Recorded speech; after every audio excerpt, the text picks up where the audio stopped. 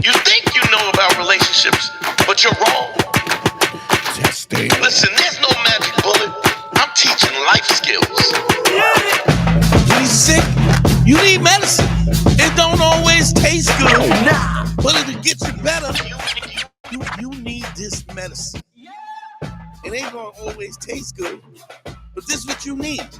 Men and women, bottom line, we need to have the conversation. Your partner wants to give up control, but only if you know how to drive. This is about being the best you could ever be, whoever you are. I don't care if you're a man, a woman, LGBTQ, space alien. I'll save anybody. I don't care. I'll teach a hedgehog how to have a threesome. What do you mean by that? Look, you don't have to listen to me, but you're wrong. Listen, I know I'm great. And I know you're thinking, Dante, there's no way I could be like you. But you could be me, you know why? Because you know who I was? Before I was me, I was you. Man, score 202. Better hear what I've got to say because you won't get it again. I'm not an alpha male. I'm not a beta male either. I'm just a better man. Well, put your happiness first, because if you don't, they won't. Yo, what up? What's going on, people?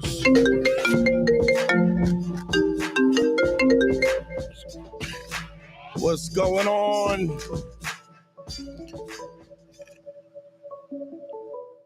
Hey, my people.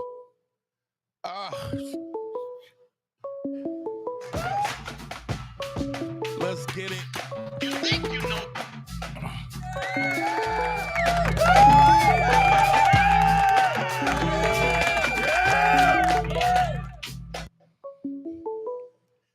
Y'all starting already. Y'all gotta let me get my shit together. I didn't even do my intro, motherfuckers is calling in already. What up? What's going on, my peoples? How y'all doing? Been a minute. It's good to be back. Let me see. It's been a while. I'm a little rusty right now. How's my people? It's good to be back from London, back in the home studio. That's always nice. Feeling at home. I don't know who's calling me now. You know what? Let me reset this. Bong. Okay. What's going on, y'all?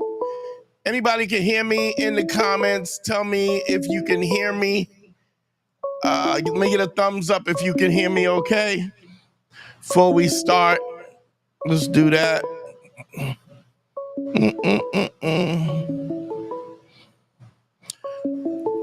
We got a thumbs up if everybody can hear me. Let's see. Okay. Nice and clear? All right, good. All right, let me reset the goddamn phones. One more time in your mind. It's good to be back, y'all. How's my people? Shout out to everybody coming in. Shout out to everybody coming in, doing anything. I appreciate y'all. I'm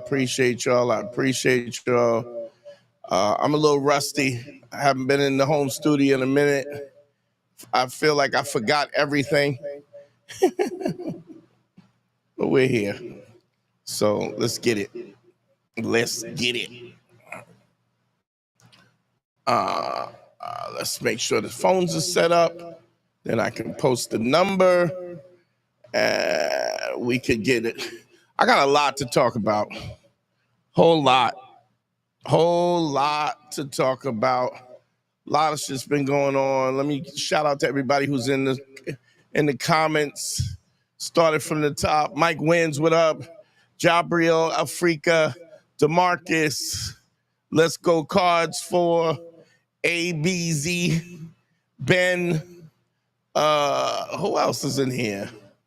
Indira, Rocky the Hooligan, It's people in the building. What's going on? Give me a thumbs up if are we getting feedback? Tell me if we're getting feedback. How do we sound? How do we sound? Everybody, how do we sound? I might have to turn those speakers down a little bit. Tell me how we sound. If we sound good, give me a thumbs up, please. We sound okay. Give me you hear an echo. Okay. Not a problem. You know what we'll do? Today, maybe we'll go with headphones. Let's do that. Since it's been a while since I came back.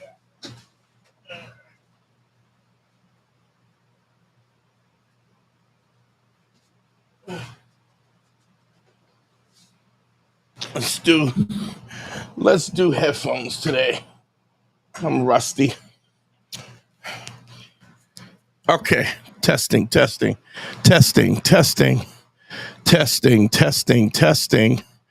Great. Now I can't hear nothing. Can y'all hear me? How's it sound in the chat? Boom, boom, boom.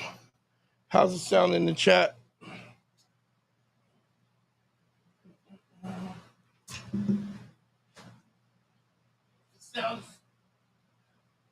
Somebody give me a heads up. How's it sounding in the chat?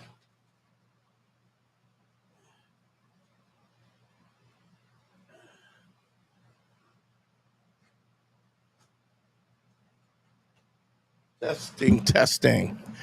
How's that, y'all?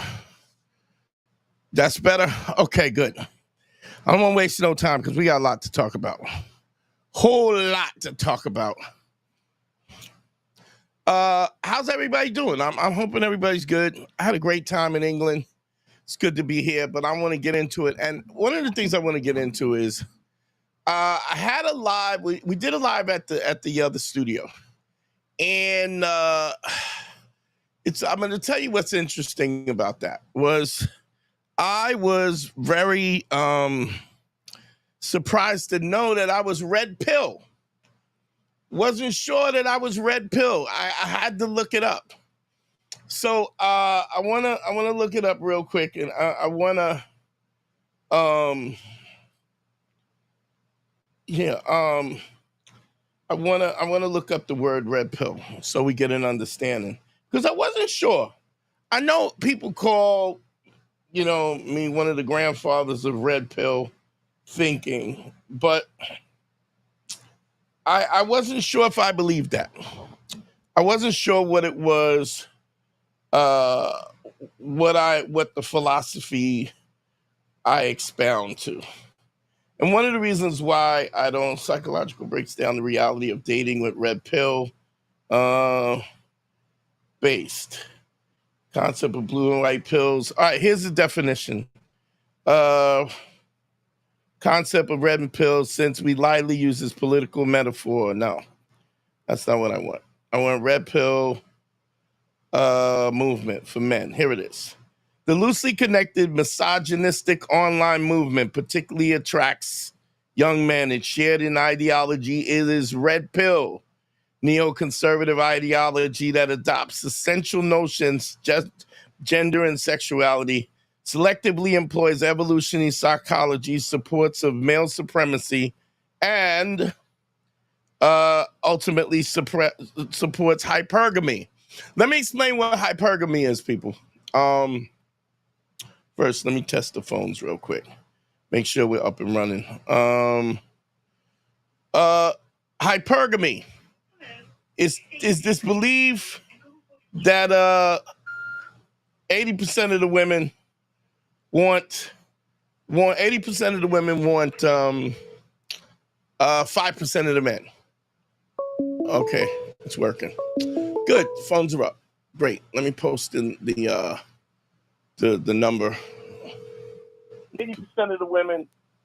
80% of the women want. To send a voicemail, press 2. 5% of the men.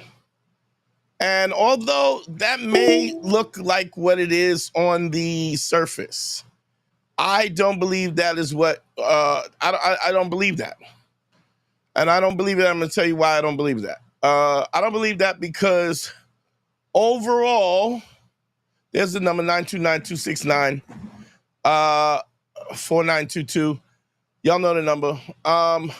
I don't believe that because I believe that this whole idea of attracting women and understanding the dynamics of social dynamics is something that can be taught.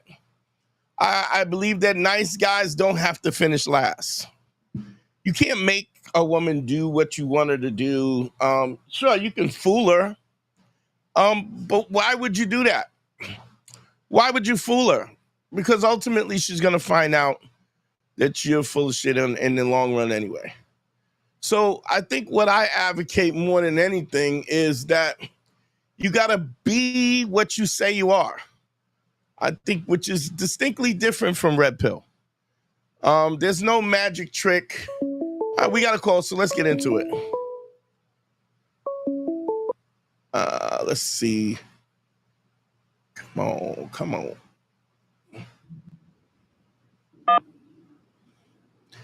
Hello, who am I talking to? Where you calling from? Hey, this is James from Kansas. What's going on, James? How are you, brother? I'm doing pretty good. It's nice to talk to you again. I think this is the third time I've called in. Okay, I appreciate you, man. Thank you for calling. Again, we appreciate you too.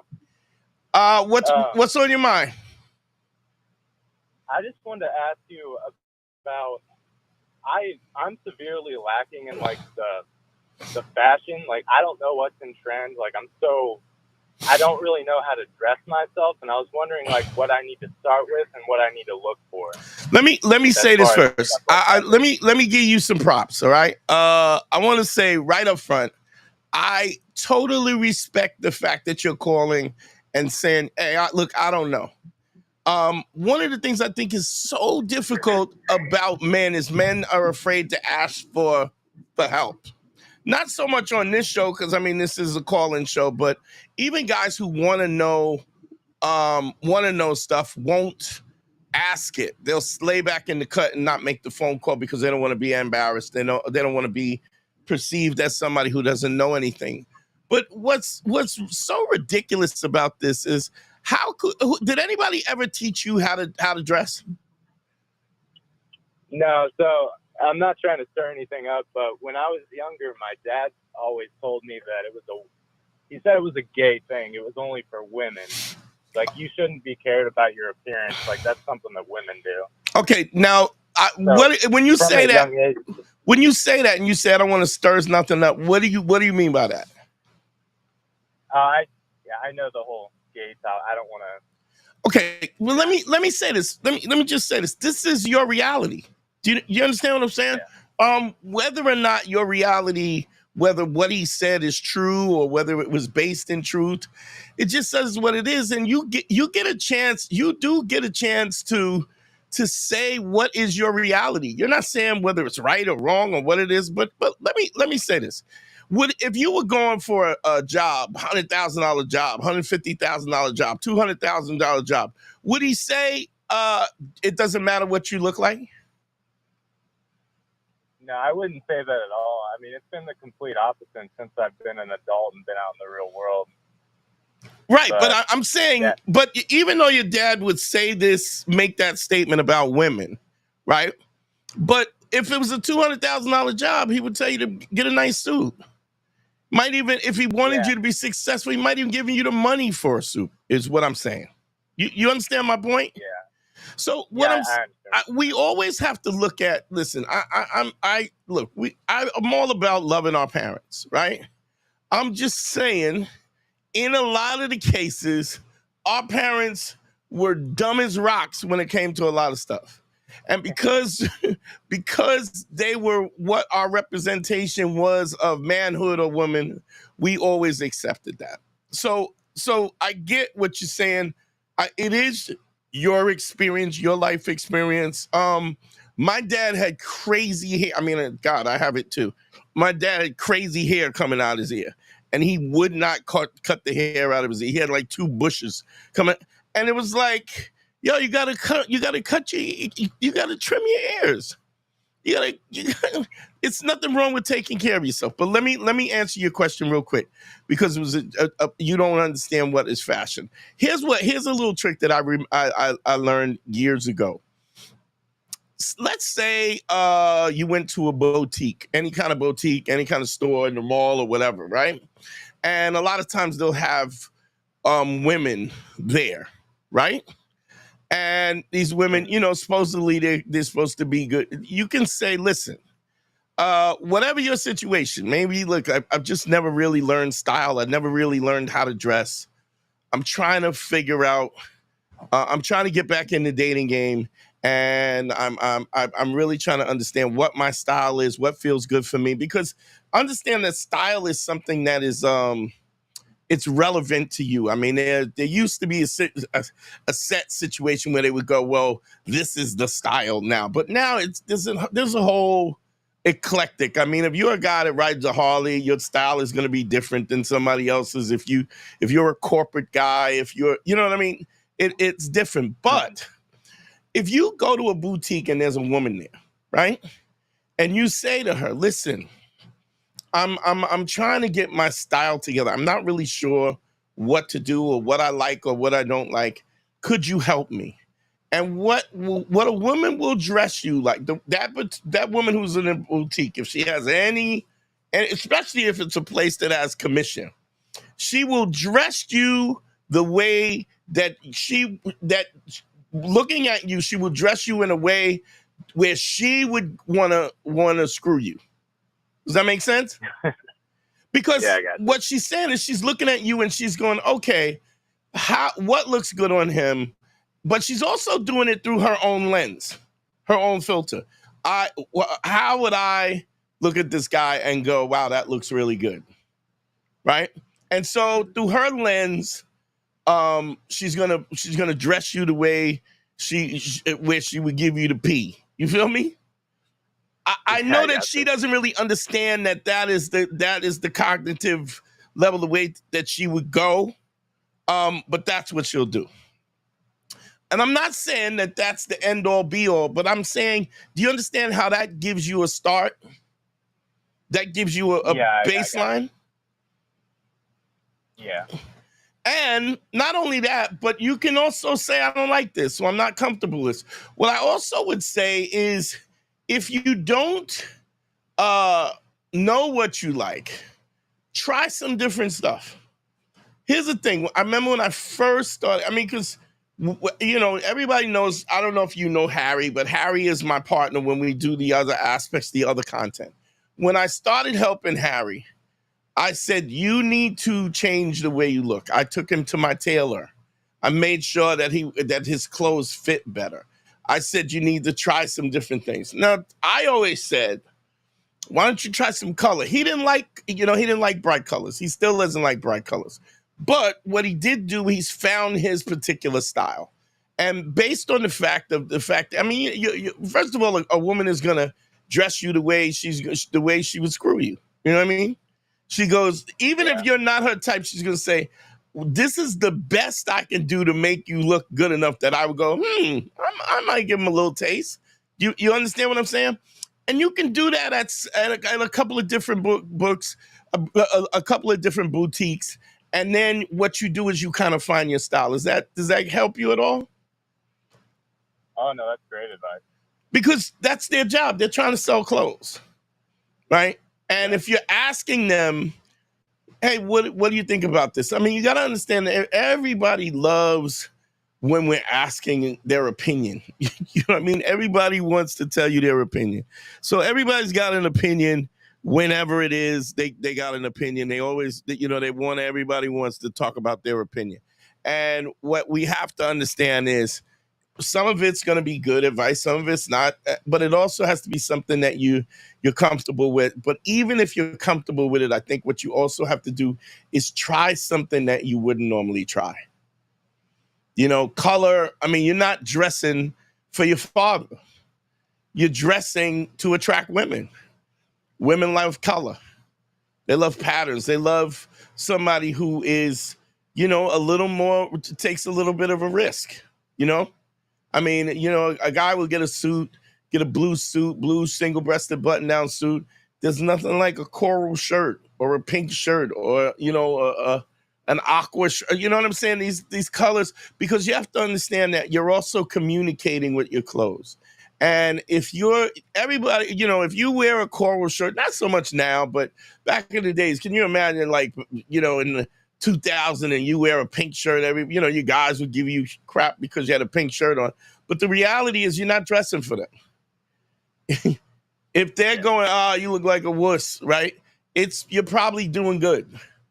Because if they don't like it, you're doing good. Unless your friends are secretly gay. You know what I mean? Then they'll be like, oh my God, you look fantastic. So I mean, that's one of the things that I advocate when you're doing about the whole full makeover is go to a boutique and ask somebody to dress you. And then you could, but I'm not saying you go with everything that they do, but I'm saying, and be a little bit uncomfortable. It makes sense? Yeah, I feel you. So and man, call back when you do it. Tell me how it works out.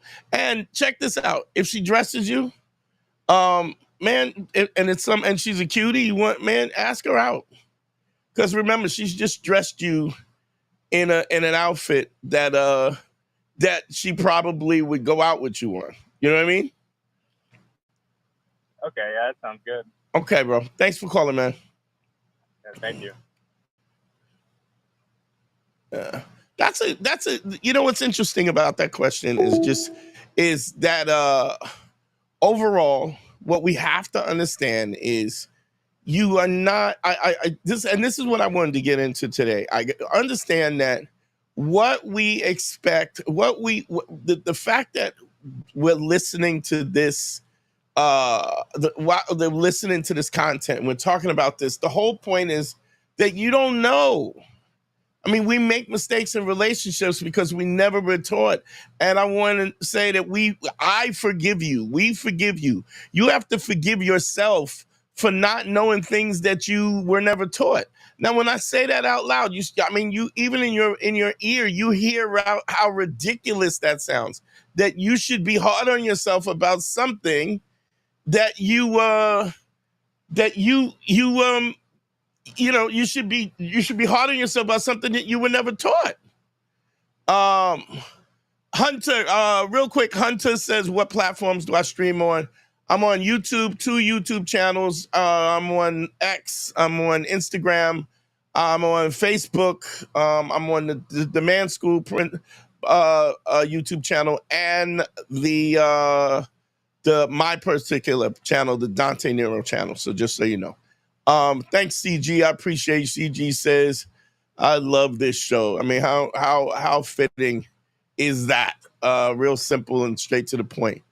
And man, I'm going through this, and Jerzer JRZ1ER. No, there's no Godfrey show today. I think that we're just playing a rerun today because Godfrey's out in California.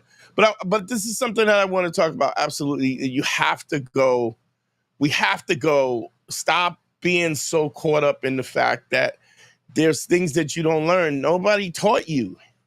I mean, that's what I'm here. That was the whole point. And this movement is getting bigger. Also, like and subscribe. If you haven't, I did a consultation. I asked the guy if he was listening to the live guy, and he was like, no. I said, make sure you like and subscribe on both channels, and you hit the bell so that you get the notifications when we're live. So you could get this work, to get this knowledge. Phone lines are open. Let me put the number up real quickity quick. But we got to stop being so, as much as people talk about alpha male and this and that, but you're scared to ask a question. You're scared to be wrong. You're scared. And how do you gain more knowledge if you're not asking? How do you expect to have the expertise of something if you're not willing to ask, if you're not willing to change, you're not willing to grow? Anybody who has consulted with me before, I tell them, they be like, well, I'm not comfortable with that, or I never did this, so I never laid the 5 bricks, so I don't talk to women like that. I'm I don't care. I don't give a shit about what you were doing before. What you were doing before didn't work. That's why we're here now. We have to be able to understand and grow up as men and have the maturity to just say, I need help, and I'm here to give it to you. We got a call. To accept, press 1. What's up? What's your name? Where you calling from? Hey, Dante, this is Lou. We just had our call this weekend. How are you? What's going on, Lou? How you doing, brother? Good, man. Still ripping and running out here in LA, man. But I just wanted to give you a call on the platform, man, and let everybody know that they need to get that consultation popping as soon as possible, man. I appreciate it, bro. I appreciate it. It was a big help, man. And you brought up the red pill community, man. I think the big difference is, you could have given me some tactical game, but you made me really reckon aspects of my personality that were contributing to some of my hardships, man. So I just wanted to thank you on the platform publicly. I appreciate you, man. I appreciate you. Real quick, the one-on-one consultation, it's on the screen, one-on-one consultation, DanteNero.com. Click on consult. You can get me. Lou, let me, I want to really let me just say this before you go quick. I appreciate you calling in, but I appreciate you giving me the props. But what we also want to do is, yes, absolutely, I can teach you the technical game, what specifically you need to do or not do. But if you don't have the right framework, if you're building skyscrapers on swampland, you have to have the mindset, because you don't want to portray yourself to be something that you're not. And I'll tell you why. Lou, real quick, but thank you, bro. Thank you so much for calling, man. I really appreciate you calling, man. We had a good call too. Of course, Dante. Yeah. All right, brother. I'll talk to you. All right, take care. Bye-bye. Later. What's interesting even about that is that what I'm realizing, yes, there are guys that are going to teach you game and they're going to teach you like technical stuff, but you got to clean that. You got to clean that crap out of your system. You got to get all the dirt out of the system before you got to change the oil, change the air. You need a tune-up. And so there's a lot of crap that we've been taught. There's a lot of stuff on the internet where guys, man, I saw this dude the other day, the Saint and the Sinner, or some other dude that I just ran into some more crap where dudes are just conning dudes and just talking them, just, gifted dudes because they got that gifted gab, but it's like, man, it's like you're talking garbage. You're not elevating anybody. You're not teaching anybody. You want to. I think because my intention is to help. My intention is to help. I want to help you guys. I want your situation to be better. Also, the Cash App is up. You know what it is. $ Dante Nero.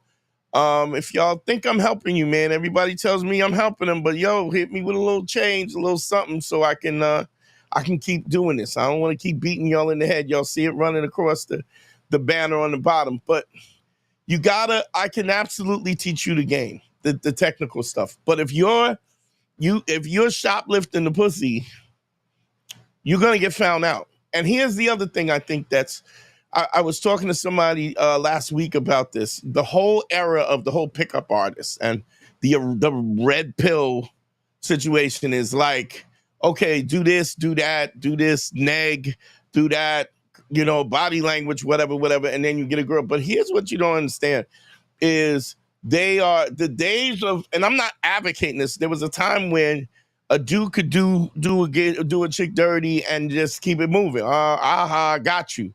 And now what's happening is women have recourse. Women can say you fooled them and you did something that they didn't consent to. And now, because under false pretense, and they're mad at you because you were inauthentic in the first place, and the recourse is that you can get in trouble doing that. So I've actually gone to one of these pickup artist conventions. I was at the conventions, and those dudes are a bunch of weirdos. We're looking at Fresh and Fit and Myron. These are self-hating black dude. How do you hate black dudes when you're a black dude? It's crazy. And then you think you're gonna be in the game, and you're selling a product that you don't even want. Phone lines are open, 929-269-4922. Something else I wanted to talk about. And because here's what's great, what's crazy about, what we do here. You guys are really guiding the conversation, whether you realize it or not.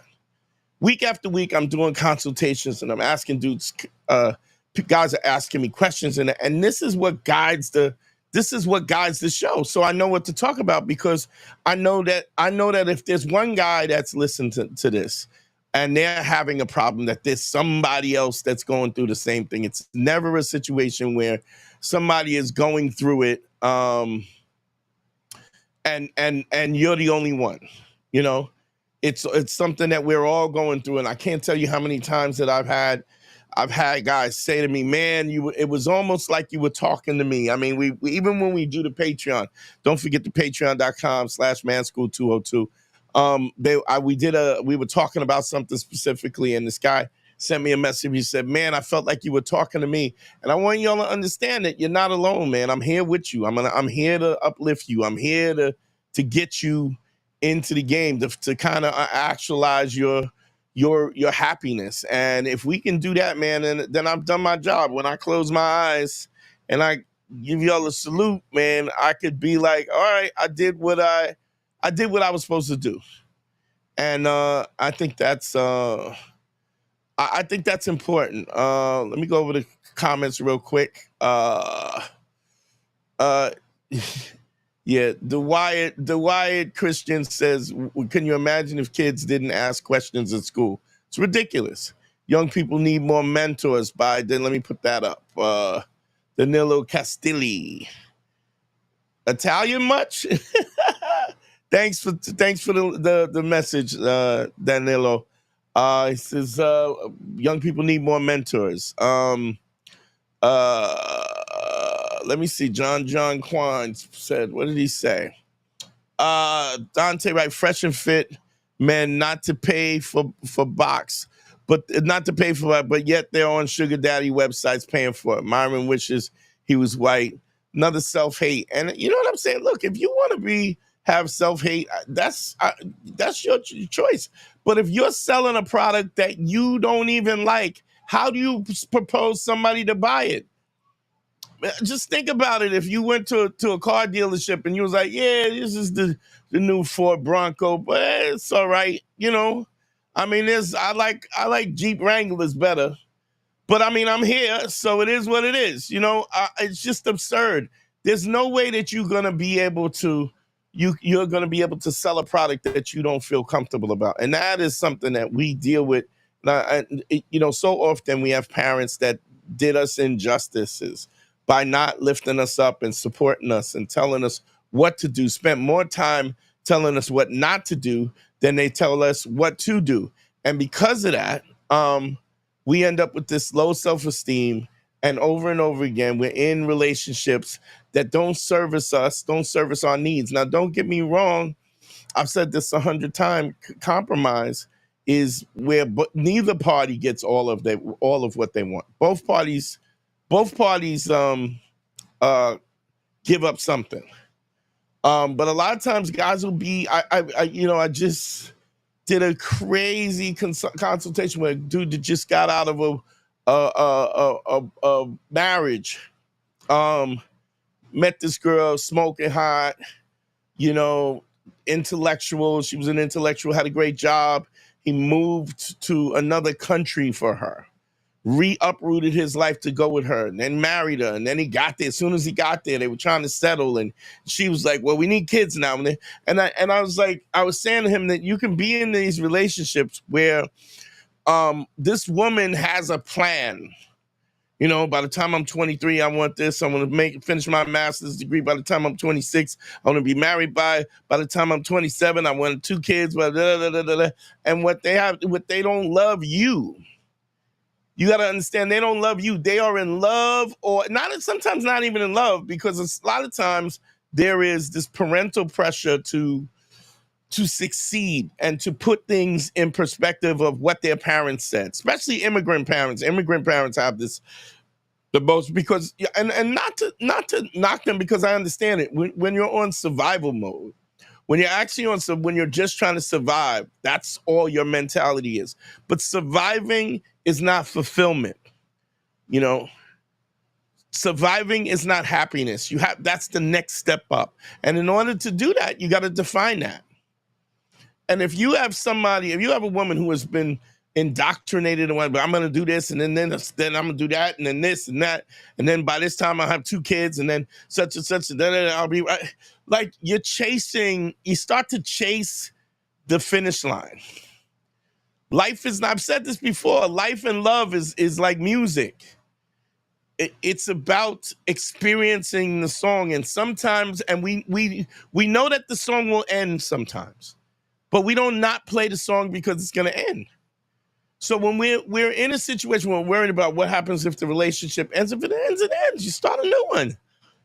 You work as hard as you can to if you're being righteous and you're being honest, you can walk away from something, even something that you love, and find something better. Find something that's more fitting. And there's so many guys that I know and women are in relationships that are so unhappy for them. It's just so prospectively they just are not happy. And then when you ask them, here's the thing, and I'm speaking to dudes over and over again where I've said to them, hey, well, what does happiness look like for you? So if you're unhappy, what does that look like? And if you can't define that, like I always say, it's the Uber analogy. In order to get an Uber, there's 2 things you need: is the present location and the destination of where you're gonna go. If you don't have those 2 things, you can't ride Uber. Because if you don't have what the destination looks like, right? You don't know where you're going. And if you don't have the current location, we're truthful and being honest about who and what you are, right? And where you're at this point, how do you get the Uber to pick you up? You got to know where you're at, and you got to be honest with it, even if it's painful to look in the mirror and see that where you're at right now is not where you want to be. I've said this hundreds of times. The greatest thing in the world about being a sucker is tomorrow you don't have to be. If you're a loser today, you don't have to be tomorrow. Tomorrow you can work. Tonight you can work on being different. If you're a little overweight, you can work on that tonight. If you a little less interested, you can read a book. You can look at things. You can plan a trip. You can fix it. If you're homeless, I don't know how you would be watching the stream, but if you're homeless, you got plenty of time to think about how to not be homeless. What you can do to work and move forward. It's important. And it's funny because I shouldn't say that, because we did. If you listen to the lives, I don't know. Shout out to the chat if they remember when the dude was calling me homeless from the car, talking to me on the phone from the car, and he's sleeping and living in his car. Actually gave that guy some advice off and tried to help him to get his life on track. So, but it's important. Phone numbers up. Call in 929-269-4922. Numbers open. I'm ready to talk. Let's talk about whatever y'all want to talk about. There's so much that I've been doing, so many consultations with guys, helping guys and changing their perspective. But I think sometimes a lot of times we're not even asking ourselves what happiness looks like, where it looks like, what it looks like, where it looks like, meaning where do I want to be? What do I want my life to look like? What do I want my relationship to look like? And it's okay if you don't know that, but at least ask that question so that you can start to move towards it. If you don't know, you got to understand what your due north is. What's your due north so that you can move to the direction that you want? If your happiness is southwest or whatever, you still got to know where north is. I said north. North. Which I don't even care about that pronunciation. It's just ridiculous. But my point is you have to have a self-interest. It has to be self-introspective. And then you got to ask yourself, what do I like? And I often will get calls and guys like, oh, I only been with 3 women in my life. Oh, yes. That's what I wanted to talk. Just hit me. In the chat, those are in the chat that was here for the last live, right? If any of y'all remember the last call, this has been bothering me so much. Last guy that called in, he said he was a fan. I believe him. I believe he was a fan, all of that. But it was literally a situation where he kept telling me that because of who I am and because of what I've done, because I was pimping, because I was a stripper, because I was all of these things, that your life is not, it's different for him. And initially I really thought that we were having a discussion in good faith, because if y'all listen to it, I want to look at the chats and see what the chat is saying. If y'all remember this, my happiness is tacos. Shut up. Right. The guy, the Wired Christian. Yes, the guy that called me Red Pill, right? Ziggy Bronco, what up? Good. Hit that bag, baby. He's in there getting that work in. The guy that called me Red Pill, and I didn't even understand what Red Pill was. I mean, I knew genuinely what it means, like Fresh and Fit and Kevin Samuels and whatever they think that is, which is just such. So I mean, I don't want to say it's trash, but I'm just saying that it's such a tunnel vision type of view of relationship. I mean, ugly people find ugly people, you know? Broke people find broke people. I know crackhead dudes that got girls. But I'm looking at the chat, and the chat is saying Rocky says the dude was hella emotional, embarrassed himself.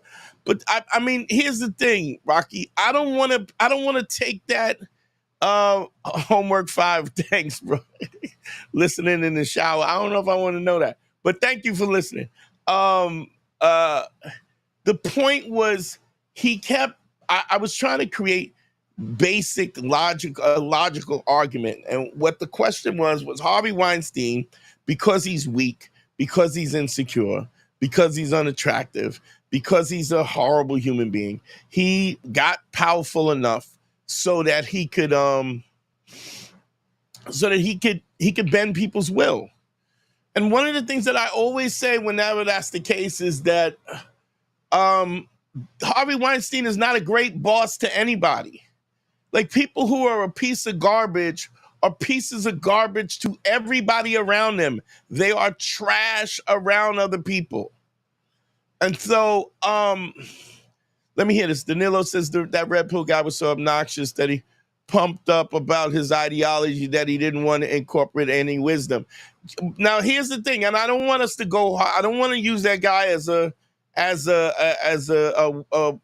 whipping stick either, because what I'm going to say is really important. Is that dude is in pain, and I thought about this, because I thought we were having a conversation in good faith, but I realized we weren't having a conversation in good faith. I realized what was happening. This dude was scared. It really just boiled down to, I'm afraid. So everything that I'm trying to teach him, he's rejecting it, because if he accepts that my concepts are sound and logical, then he has to do something.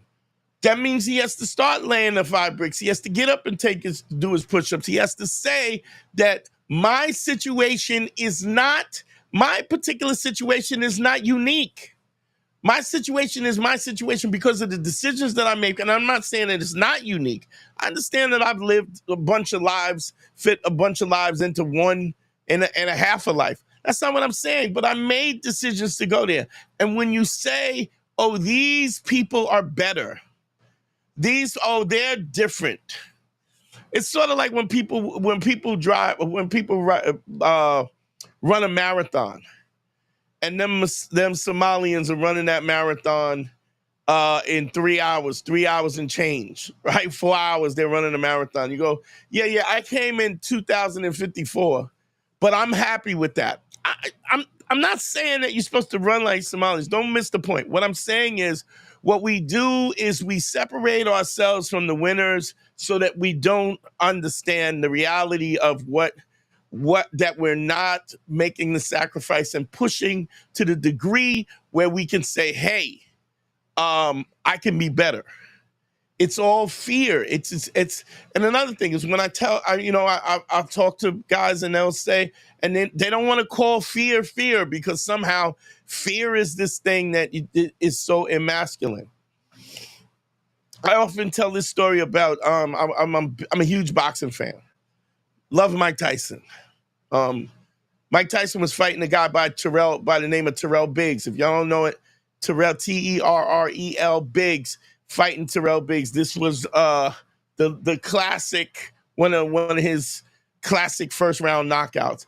But the fight was extensive. It was one of the ones that stood out because if anybody's a Mike Tyson fan and knows some of Mike Tyson's greatest interviews, he goes, I was hitting him and he was going, ow, ow. He was crying in the ring. Every time I hit him to the body, he was crying. He was like, ow, ow. He was crying. That's how I remember the fight. But I also remember this. Prior to the fight, Tyson is in the hotel room as often, a boxer will be.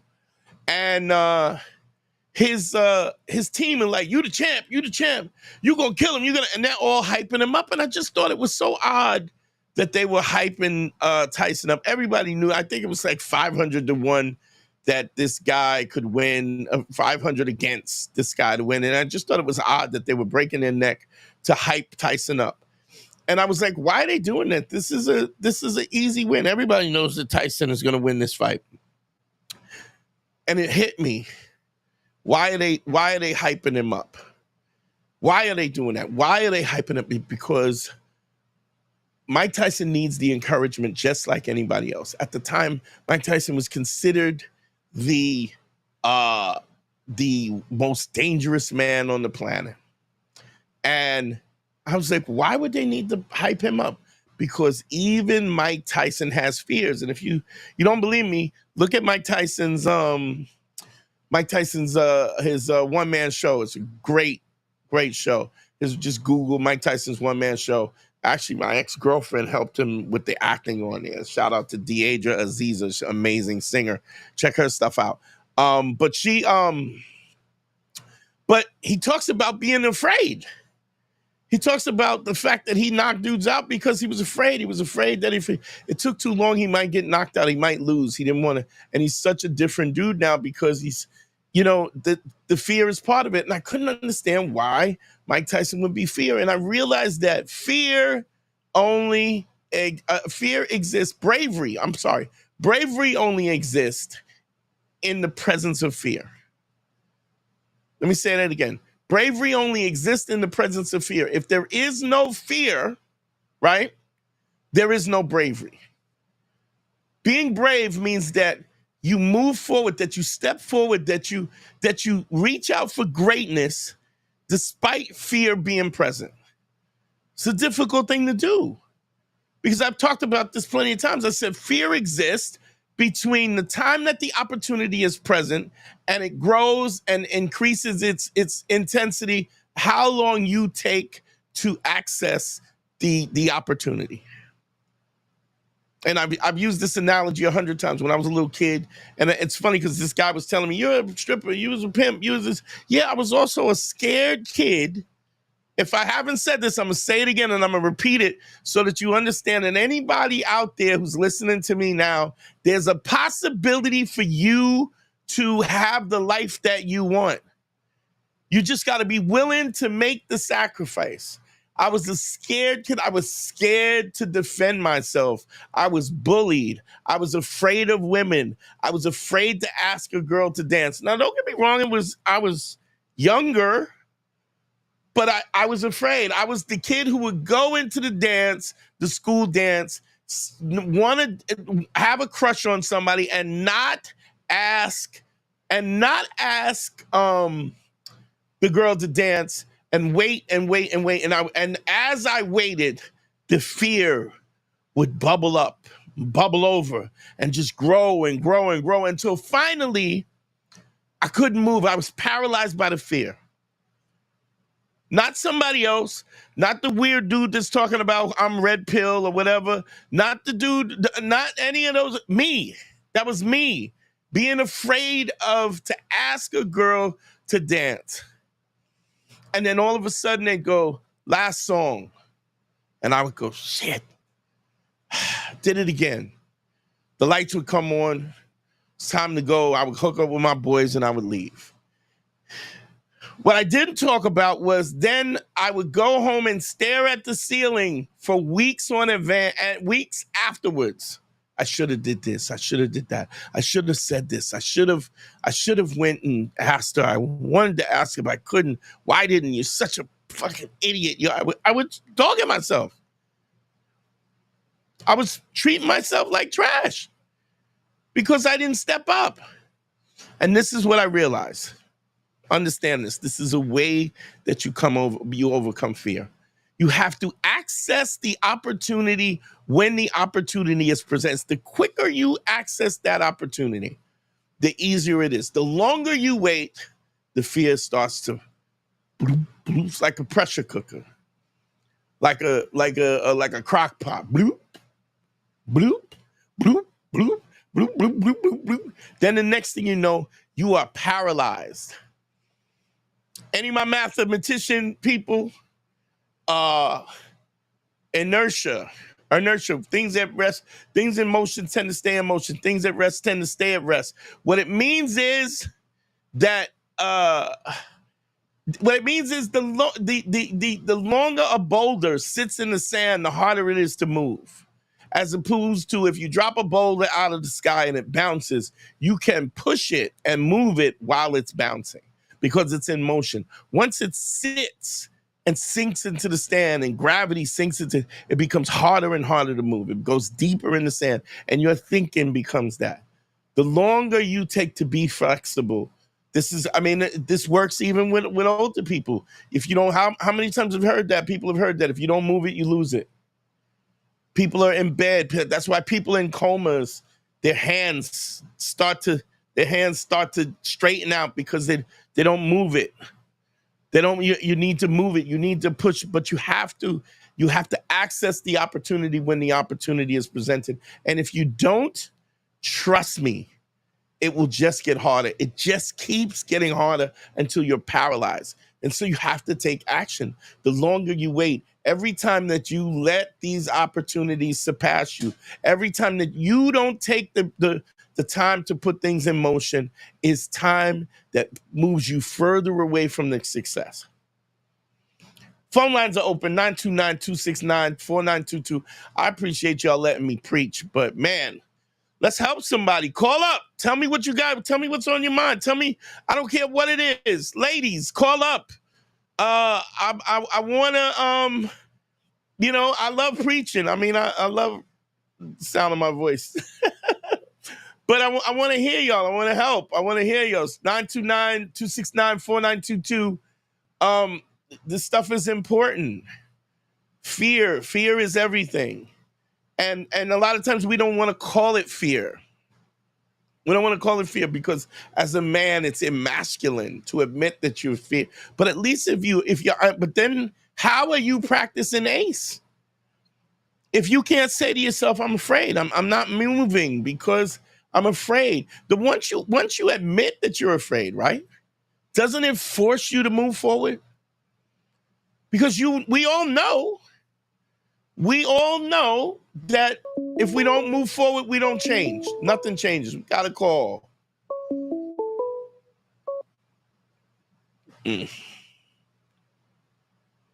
Let's see. What's up? What's your name? Where you calling from? Sir, New York. How you doing, Dante? What's going on? What's your name, bro? Arthur. Arthur, what's going on, bro? How can I help you? Yeah, so you're really kicking it right now. So my question to you is, what you're saying resonates, right? The fear and working on yourself. So on a daily basis, how does one address that, right? Basically what I'm saying is on a daily basis, how does one work on that.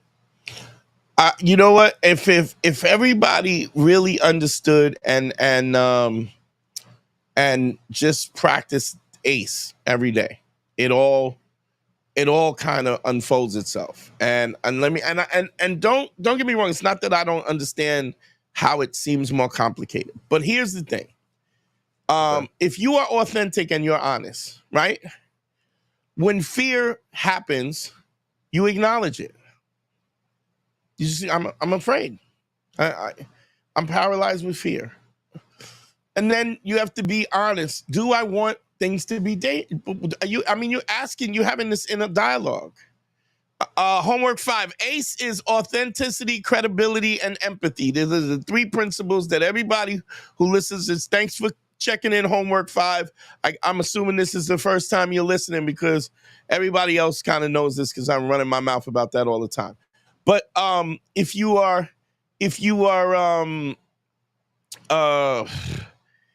honest with yourself, right? You can ask yourself, let me ask you this, Arthur. Are you happy? Are you happy with where you are right now?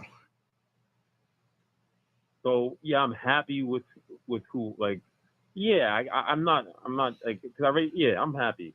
What would you want to be different? Right now, let's just do this right now, and let's use you as the example. What would you want to be different? In what aspect of life? I'm not asking anything. When I ask that question, it resonates with you in a place. You tell me what you would want to be different that you think would make you happier. So I have certain goals and specifics. Give me a specific. And I'm not judging, so it can be anything. Okay, I mean, the easy one is that I would like my business to be in a better place, right? But I wouldn't say I'm unhappy with where it is right now. I just know that's just you know, there's reasons why it's here, and I know that I got to get it to where I want to be. Okay, so let me ask you this: are you doing? If I honestly ask you, are you doing everything to move that forward?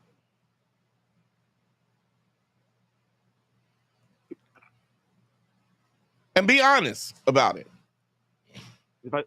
I would say no, and I would say no, and yeah, I would say it's a yes and no answer because no, it's not. It's never a yes and no answer. It's either yes or no. It can't be yes and no. That logic doesn't allow that. That's a contradiction. If you say yes, what would you like to be different? I'm sorry. If you're not doing everything that you think you should be doing, what do you think you should be doing more of? I need to get with somebody who has been here before. So you need a mentor. Is that what you're saying? Arthur, you still here? Yes. You need a mentor. What kind of business do you have? I own 3. It's all pharmaceutical related, telehealth, pharmaceutical, and a purchasing organization. Okay, who's the guy in your field that you would say is dope?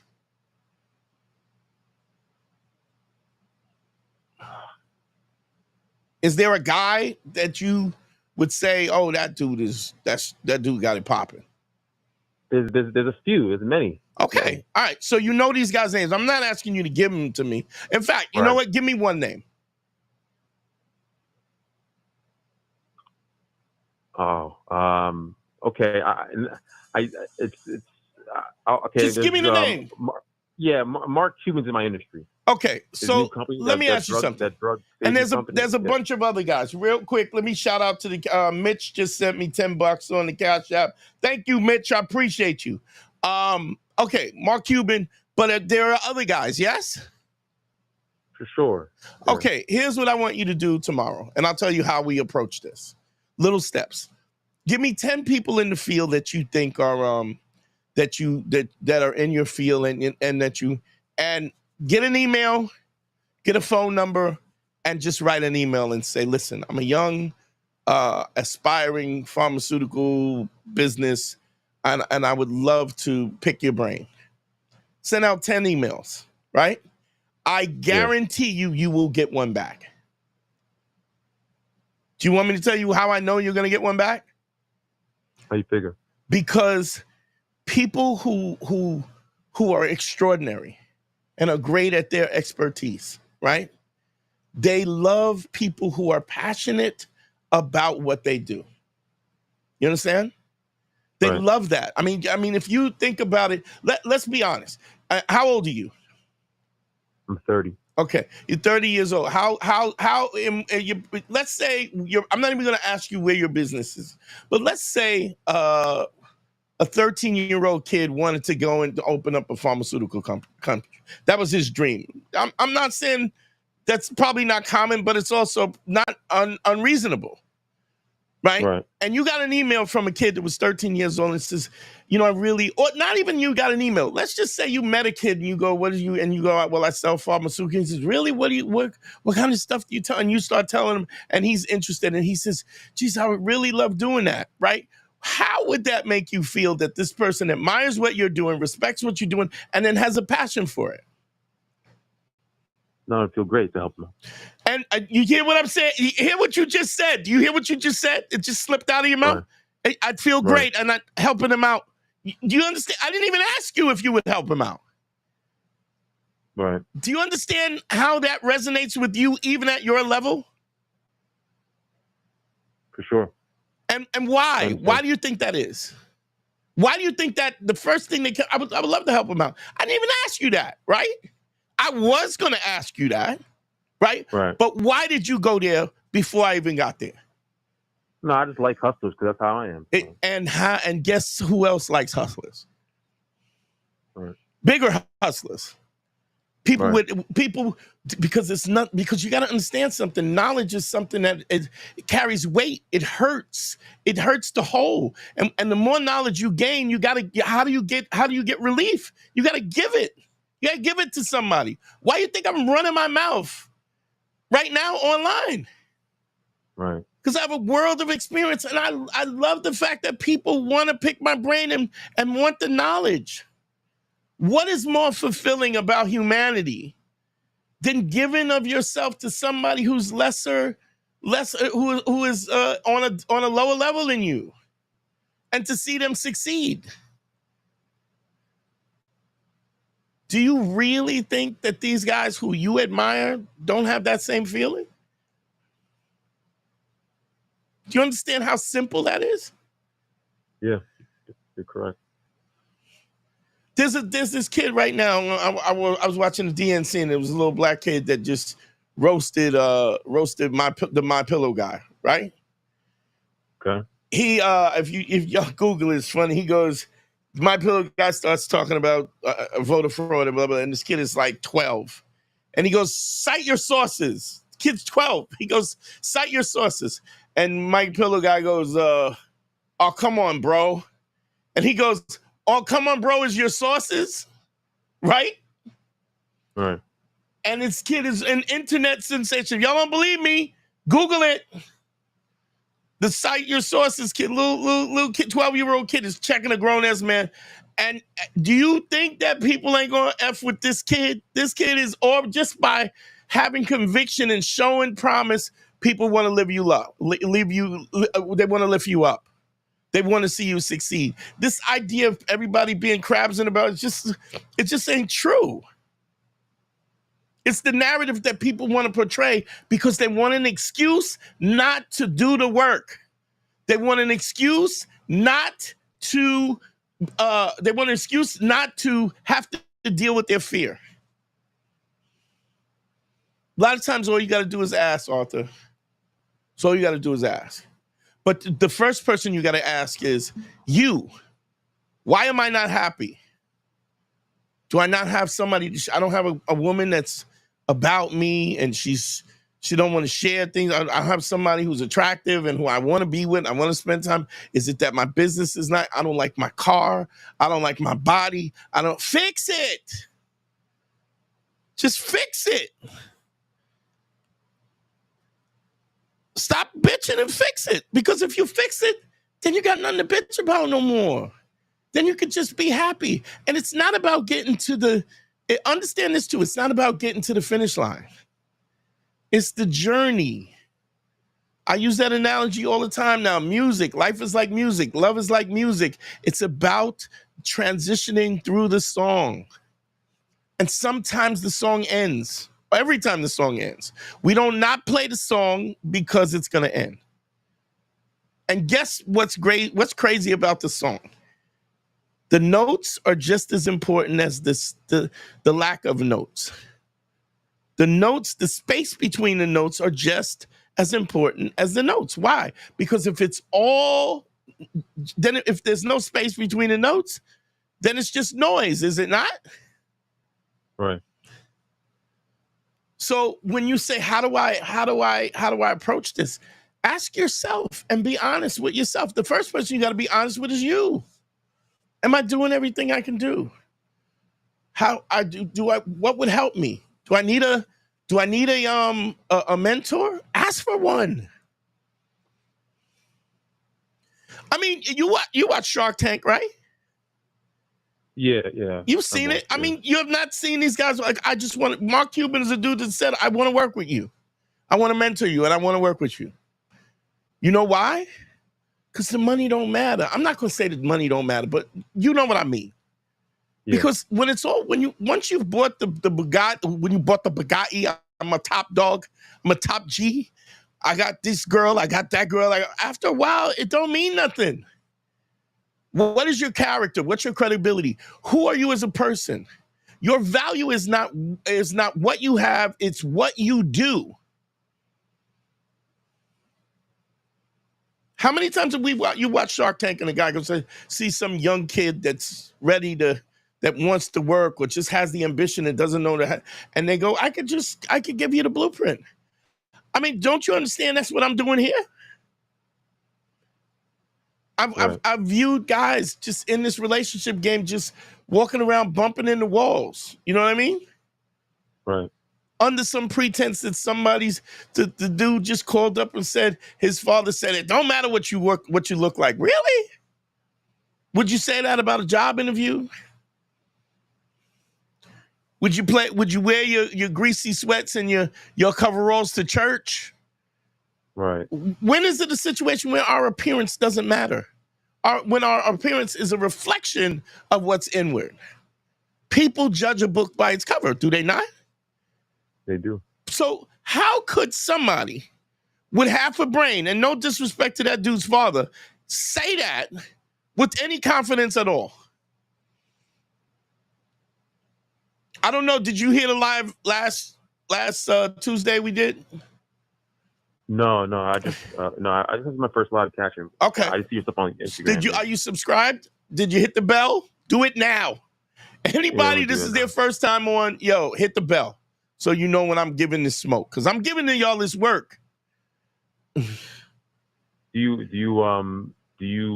so Man School is actually a school, or you just? I do it online. If you need, I'll hit you. You can get a consultation with me. I have a Patreon. Let me just I'll put the Patreon up. Check the bottom of the screen. The Patreon is Patreon. Oh gosh, let me see. Put it up again. Patreon.com/manschool202. If you need the one-on-one consultations, I do one-on-one consultations at DanteNero.com. Click on consult. I'm a 58-year-old man who's done a lot. And I'm not saying I know everything, because it's funny because what I wanted to say to you was we did a live, and this guy he called me red pill, and he was saying, and I was giving him, and the point I was trying to make was like Harvey Weinstein, a guy like Harvey Weinstein is a weak, small man who got famous enough to bend people's will. Right. Because he's a small man. And then what ultimately happened was he got caught for it. But I was saying that he's a guy who also is a horrible boss. I guarantee you he's a horrible boss for the men that he works for. He's just not trying to fuck them, you know? Right. But what I'm saying is, in essence, is I was trying to explain to him that the guy at McDonald's will do the same thing. The manager will take a girl because she's cute and say, hey, you want to be on cash register and get off fries? Right. I could do it. Just hit me with a blowy behind the dumpsters, and I can. And what I was trying to say that there's small-minded people who use their leverage. It is humanity's curse to be able to where people use their leverage against people to bend people's will. It's prevalent at the Weinstein level where you're making movie stars and millionaires, and it's prevalent at the McDonald's to move from fries to the cash register. You feel what I'm saying? Sure. It's just No, human for nature. sure. And he wouldn't understand that. And then he said, "Oh, that's different. That's different." Yeah, dog. You don't want to deal with the reality of it, because once you realize that you have that, I've said this over and over again, the greatest thing in the world about being a sucker is tomorrow you don't have to be. How great is that? The greatest and the scariest thing that I ever learned in my life was this. I could have whatever I want. It was the greatest thing. Meant that I would have to go far. I'm not saying that there's no limitations in life. I'm saying the goals that you want to have are directly related to a particular sacrifice. And if you're not willing to make that sacrifice, you can't expect to get that thing, right? Greatest thing in the world, because it just shows that you don't have no limits. But it's the scariest thing, because anything you don't have is your fault. You are directly connected to the fact of what you don't have, because you're not willing to make those. You're not willing to do what it takes. Don't get me wrong. I do understand that this. I mean, we're talking in a broader scope. I understand that some people have limitations and there's trauma and there's all kinds of stuff. But I'm saying your situation. You know, Bruce Lee used to say, "Aim for the stars and you'll hit the moon." Right. I'm not sure the quote, but you know what I mean. You feel me, Arthur? Yeah, I feel you. So do that. Send out 10 emails to maybe, I mean, send one to Mark Cuban. You never know. But I'm saying send it to guys in the business and just say, I'm doing this business. I really would love a mentor. You'd be surprised how many people just, man, you mean, you know what I'm saying? Like, imagine an accountant. Imagine you want to be a CPA. And a guy who, because I mean, I hate math. I mean, I shouldn't say that because it puts a negative connotation, but I want to be better at math. You know, I would love to be. I should have stayed in school and became a nuclear physicist. I love science and stuff. Just didn't. But I'm also doing my thing the way I'm doing it also. But my point is, can you imagine you're an accountant crunching numbers? Everybody thinks you're a weirdo because you crunch the numbers and you love it, you know? And you get a call, you get an email from some 18-year-old kids. I love numbers. Math is my favorite thing in the whole world. And I just know you're a great accountant. I would love to be mentored. Do you understand what this dude in his little desk with his numbers and his pencil and his goofy, you know what I'm saying? Do you understand how that would lift him up in a real sense? So, I mean, sometimes you just got to ask. Anything else, Arthur? I'm going to let you go and let somebody else call in, all right? Okay, appreciate it. Make sure you subscribe and hit the bell so that you get when I go live, all right? Will do. All right, brother. Peace. Appreciate it. Peace. Yeah, that was a good call. I love it when it takes me, you know, when y'all take me in a dope direction that I didn't think I was going to go. The phone line's up again, 929. A couple of people called in. Call back. 929. Yes, this is what I'm talking about. This is what I want to see. Let's get it popping. Let's get him in. What's your name? Where you calling from? My name is Mitch. I'm calling from Atlanta, Georgia. What's up, Mitch? How you doing? How can I help you, bro? Quick, 1 second. I have to step outside. Mm-hmm. That's never a good sign. 206 number, I see you. Call back in a minute. As soon as I get off this call, you can call back. How you doing? First of all, I want to say I've been watching you and Patrice, the late great Patrice. My condolences. I know y'all was best friends. Yeah. I'm watching y'all videos for years now. And I don't really have a problem with women, but I have a problem with this one chick. I met her at a restaurant. Went there a couple of times. She was always looking at me, but I kind of kept it cool. I don't do cold approach or anything like that. And why not? Why not? I just felt like I think it's better when I see that the girl wants to be in my company first before I go out and try to, talk to them and stuff like what that. If so she's too? What if she's too shy to tell you? Then I'll probably lose out on a good girl, which I'm 100% sure I have Okay, so before. then why would you keep that approach if you know that that's going to cost you a loss? I think a little bit is being a bit afraid of rejection. Actually, Thank it ain't you. even that I think. I know. Thank It you. ain't no Thank think. I you. know. Thank you for thank you for being honest. I don't really I don't really do this. I'm scared. I'm scared. I'm scared to Yeah, call for approach. sure. You know why you're scared to be? Because you don't want to be rejected. Nobody wants to be rejected. But you got to understand it when somebody there's you've been listening. Have you been listening to the lives and stuff? Have you been on this stuff are you subscribed and you hit the bell so that you know when I'm going live? I'm subscribed. I got the bell. Okay. I've just subscribed recently, maybe a week ago. I know it's been a week.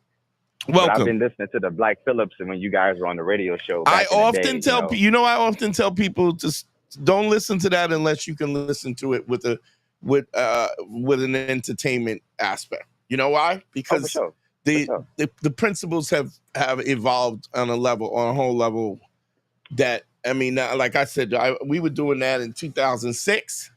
I've grown a lot since 2006, and if I haven't, then y'all should treat me like Fresh and Fit and demonetize me. Really. So yeah, I would never put you on the same level as those guys. Well, those dudes grew up on our stuff anyway, but that's neither here nor there. My point being is, you can't, to be brave, you got to have fear, has to be present. So you're afraid to cold call. So the question is about this. Good. So if you say I don't have a problem with women, well, you do. You do. If you have a situation, you're attracted to this woman and you don't feel that you're worthy enough to go and call, because you got to understand, just because she rejects you doesn't necessarily mean it's about you. It could be the timing. She could be in a relationship. She could have gone through a breakup. She could have been molested. I mean, I hate to put it like that, but it's possible. Her grandmother could have died. She could have just found out that she has breast cancer. There's any number of things. And so, if you don't put yourself out there, not asking is an automatic no. You feel me? You miss 100% of the shots you don't take. Exactly. So you need to get a consultation, and we need to figure out how to get you out of that where you can cold call. Because if you're already doing well for yourself, then stepping you up would be easy. That's a hop, skip, and a jump. You know what I mean? But go ahead. Sure. Your point is, make your point about this. I just couldn't stop. I couldn't let that go and not address the fact that you're afraid. You don't call. I don't really. You know what I'm saying? We do it like cool. Yeah, I don't really cold call because it's just not my style. I'm scared. You see through my bullshit. Yeah. I always do. I always do. You can't pull it on me. But and you know what? I want to be clear. Do you know why? Because I was on that same bullshit myself. Right. I was on the same. You know what I'm saying? It's just not my style. Shut up. Right. Shut up, goofy nigga. Stop. But go ahead. So this chick, tell me about this chick. Let me help you with this. So I ended up getting her number. I told her to call me, when she got off work. She didn't. She kept texting me throughout the day. And then I found out she was 20. I'm 31. And I was kind of hesitant. I'm like, that may be too big of an age gap. And then when we got on the phone, I let her know that I was 31. She kind of, I don't know, she was like, I guess she kind of got scared. She was like, my dad's calling. And I was like, okay, well, have a good night. And I hung up the phone. I was like, have a good night, sweetheart. And I hung up the phone. Now, I go to this restaurant to eat Jamaican food all the time. Right. But I know I'm going to see her again. Right. And I kind of got in my head how I'm going to talk to her. But I just kind of wanted to ask you, do you think I should How just old let is that she? be?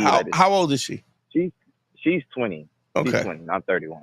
Yeah, I don't really see that as an age gap, to be honest. I mean, shit, you asking the wrong dude, man. I mean, my baby mom was 32. I was 53. Right. So you know what I mean? And I didn't flinch. I just think that if she called, she's interested, right? If she's Right. interested, you can crack. Right. I mean, you don't want to. Anytime we put this, uh, anytime we put this value on somebody, you know what I'm saying? Let's be honest. She's 20 years old, right? She works at a restaurant. Right. She has nothing to offer you. At all. Yeah. You know, Yeah. you could smash. You have a great time spending money on her. She's probably broke, right? And so let's Right. be clear, what you like about her is the fact that she's young and she's pretty. And you want to be, Right. and she might be a great girl, might have a great personality. But let's be honest, Yeah. in the grand scheme of things, she does nothing for uplifting your life, right? And so to Nah. put any real stake in this is just unrealistic. Now, I'm not Right. saying you can't go down that road if you want to go down that road. I mean, that's your choice. That really speaks to your happiness. But let's be clear, a 20-year-old has got nothing to give you. Right. Now she just can Unless, dance. Like it huh? was a Jamaican restaurant. She's a Jamaican restaurant, and they're always playing like Jamaican music. I Yeah. love Jamaican music, and she can dance. So that was pretty. That's all the attraction right there. It's Yeah, not. but Oh, this is but gonna you be still the. talk about you want to be. That's what I mean. This is Yeah. what. Let's be Yeah. honest. This is what about. You're attracted to her, and you want to make her a dick cozy. That's why. Right. And I'm not Exactly. saying Yeah. you don't like her. Maybe she's a great girl, and I used to always say this is that you always get this where you're dating some girl. Oh, all you want to do is have sex with me. Yeah, absolutely, I want to have sex with you. Honestly, yeah. Right. But if that's all you got to give, that's all I want. And if you got Right. more to give, then I want that too. Because understand this, as you being a credible man, you're going to spend money. You're going to go places you don't want to go. You're going to spend money you don't want to spend. You're going to do things you don't want to do. You're going to have to listen to things you don't have to listen. You're going to have to tolerate people you don't. If that's if anytime you enter in a relationship, compromise is warranted, which means you will not be able to do all the things that you want to do because you have to consider somebody else, and that's fine. That's fine. Just understand that that's the choice that you're making, and make no bones about it. That don't let anybody fool you into perspective because I'm pretty, I'm doing you a favor. Right. Looks Right. fade, Right. attitudes change, and and the way you enhance people's lives is the way you enhance people's lives. I mean, it's funny. I had somebody on the patreon.com/manschool202. If y'all, it's where I do the technical stuff, the technical game stuff. There's videos on that and extra content. But I had a guy talking about, I was talking about a thing that where I went and my money was messed up. My money wasn't messed up. I just didn't have all my cards when I went down to Tijuana to get stem cells. And I was jammed up, and I called one of the dudes who I thought was cool, I had consulted when I just asked him if he could front me until I could transfer the money, and he acted all weird, and we ended up not, and somebody said to me, you don't have real friends, and you need to, but what you have to understand too is when you practice ACE and you end up on this righteous path, what you ultimately do is you guarantee that you're going to be lonely at times, and that is because you're operating on a level that other people are not level, and also you can't always you just can't tolerate people the same way. You understand? You get to the point where you can't tolerate them, and so you don't want them around. It's unfortunate, but that's what it is. It sucks that sometimes it's family too. It's always that's the hard family. part for me. It's always family. Yeah. It's always family and everybody else. And so what I'm saying is the path of this is a great feeling because you get to look, when you brush your teeth in the morning, you can be happy about who you are. The problem is that you outgrow your friends. You got to make a choice. I mean, and that's unfortunate that you'll make a chance. What I would say is ask her out, dog. Just ask her out. Hey, I'd love to take you out somewhere. Okay. I find you really attractive, and I'd love to take you out. And if she says no because you're too old, then move on. I mean, you can't. You know, if you sitting around putting all your money on this, man, just move on, because you don't know what I mean. You're assuming that this woman is the prize, right? But you don't know. What if you take her out, right? Is this girl on a scale of 1 to 10? You know what? I don't even do 1 to 10. I do 1 to 30, right? On a scale of 1 to 30, what is it? Let me explain the scale first, right? 1 to 10 is ugly chicks, right? 11 to 20 is regular chicks, regular ass chicks, and 21 to 30 is fine ass chicks, right? So, for instance, Serena Williams to me is a fine ass ugly chick. That makes sense? Yeah. So she's a 9, right? Right. Let me see. Megan Good is a 22 to me. She is a ugly ass fine chick. Right. Okay. Holly Berry in her prime is a 28, 27. She's a fine ass fine chick. You understand? So where does this girl rate?